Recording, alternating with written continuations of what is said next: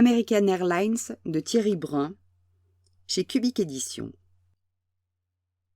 Chapitre 1 2017. C'est un bel après-midi de fin d'été.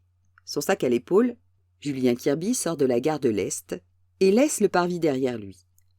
Il a faim. Il a soif. On lui tape dans le dos. Le temps qu'il se retourne, le 2e classe Bourdeau le dépasse et court vers la file de taxi.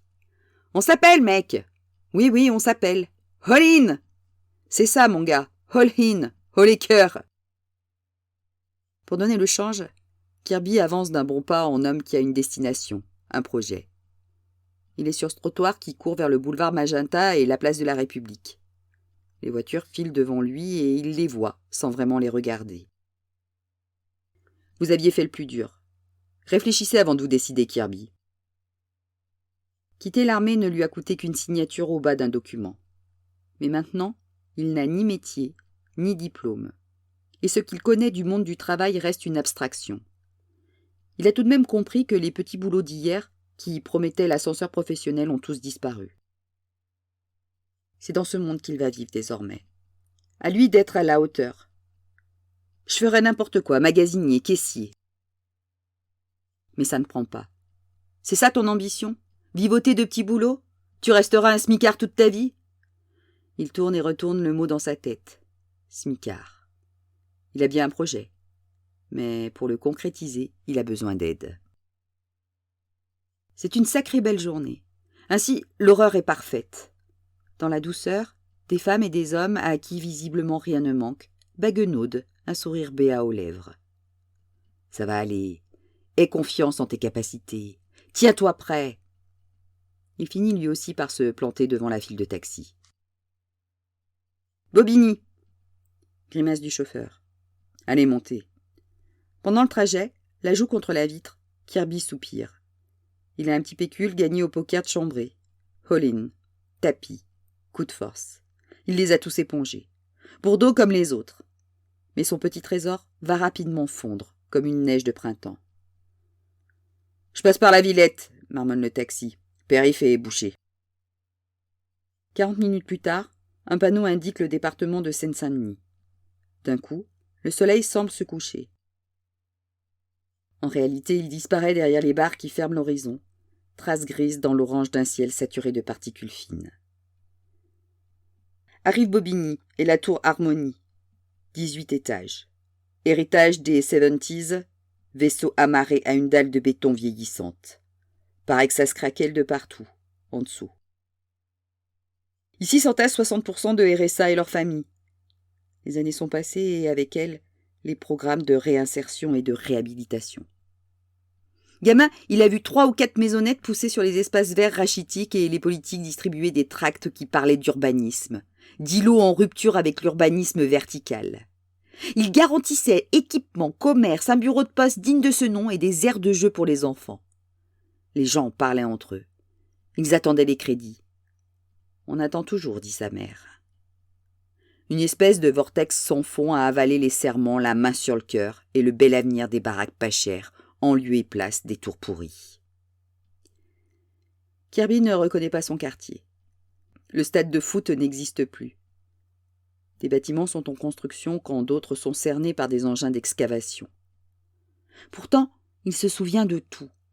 L'école primaire, puis le collège, toutes nationalités confondues, français, arabes, turcs, etc. Les kebabs partagés, les soirées où l'idée la plus débile paraît alors possible. Les raids dans les transports pour rallier la capitale. Les potes de la nuit. Pas vraiment des potes, en fait. Puis les années qui passent et la rancœur qui ronge les cœurs. Alors, moins de départs le samedi soir, moins de nuits endiablées. Puis plus du tout.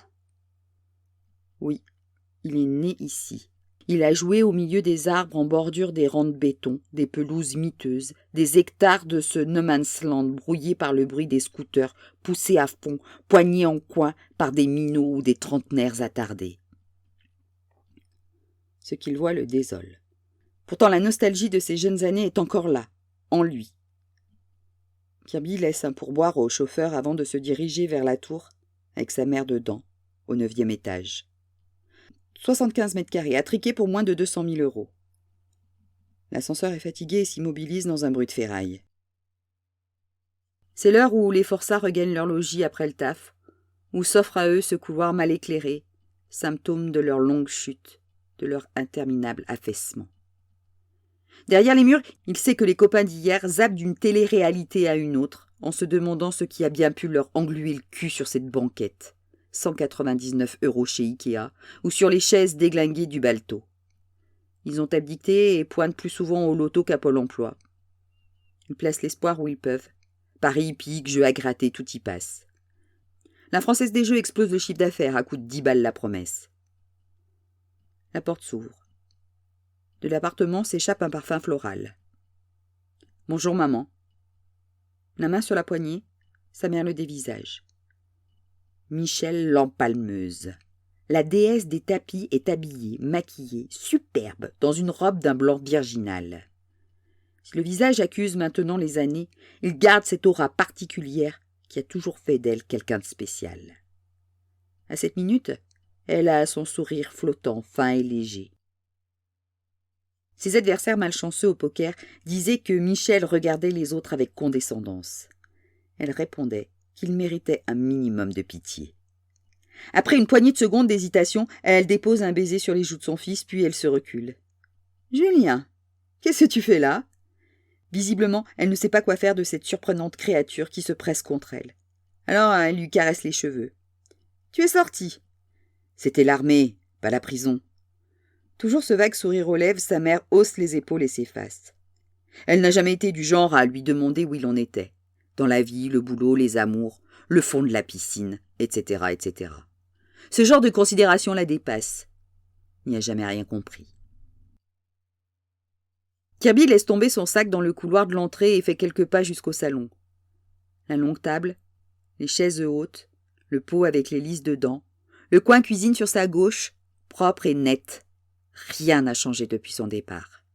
Il serait faux de croire que sa mère, sous ses airs distants, n'est pas heureuse de leur retrouvaille. Rien n'a changé. Si elle doit déjà analyser la situation, envisager toutes les hypothèses, ça reste analytique.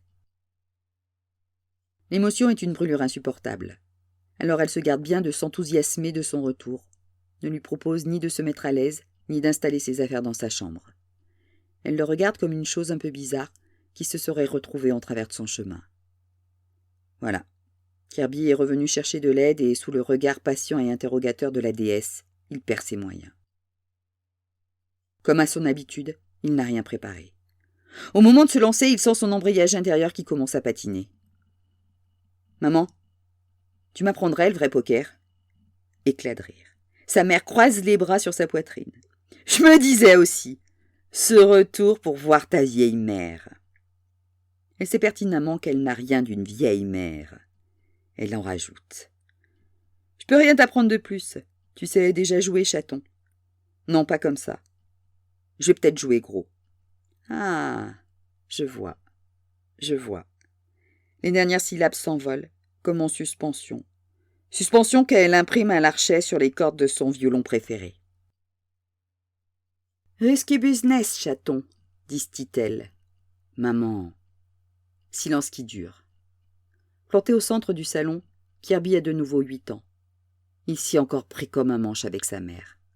Maintenant, après ces 5 années d'absence à faire le troufion, alors qu'il vient tout juste de revenir à la vie civile, il se retrouve à chuchoter et à ne plus bouger pour ne pas troubler l'atmosphère pesante que la déesse a toujours réussi à instaurer rien qu'en se taisant. Il a des souvenirs de repas sous le signe de la menace. Ça pouvait exploser à tout moment, dans les rires ou dans les cris. Au bout d'un moment, la déesse se fend d'un large sourire empreint de miséricorde.